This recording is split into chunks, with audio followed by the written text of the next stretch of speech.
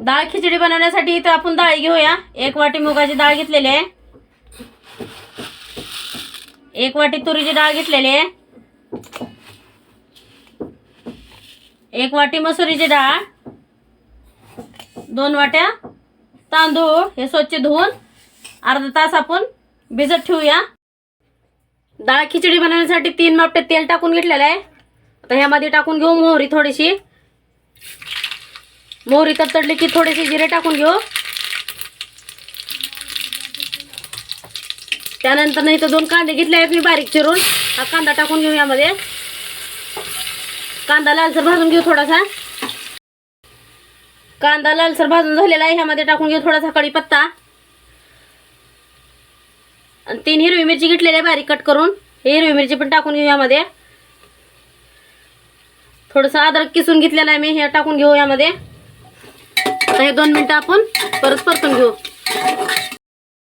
आता हे सगळं भाजलेलं ह्यामध्ये टाकून घेऊ 2 टमाटे आणि हा कच्चा लसूण घेतलेला मी भरपूर असा, हा पण टाकून घेऊ यामध्ये। आणि त्यानंतर मसाले टाकून घेऊ, अर्धा चमचा हिंग टाकून घेऊ आपण,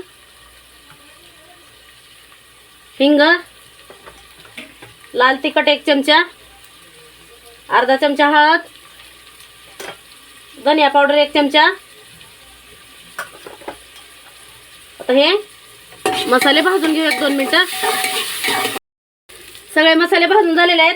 आता तांदूळ पण अर्धा तास भिजत ठेवलेले तांदूळ डाळी आपण आता यामधलं पाणी काढून आपण त्यामध्ये टाकून घेऊ या मसाल्यामध्ये हे, आणि मिक्स करू।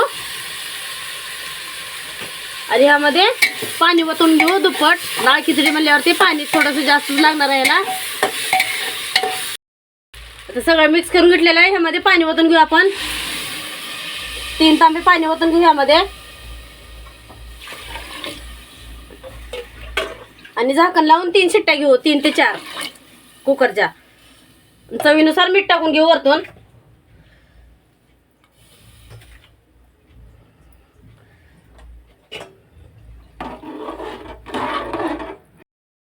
मित्रांनो 3 शिट्ट्या झालेल्या आहेत। आता आपण गॅस बंद करून घेऊ। डाळ खिचडी तयार झालेली आहे आपली। तर तयार झालेली आहे मित्रांनो आपली डाळ खिचडी। वरतून टाकून घेऊ थोडीशी कोथिंबीर, 1 नंबर झालेले आहे असं।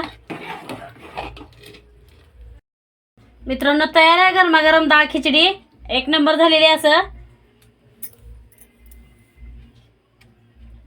या मग डाळ खिचडी खायला मित्रांनो।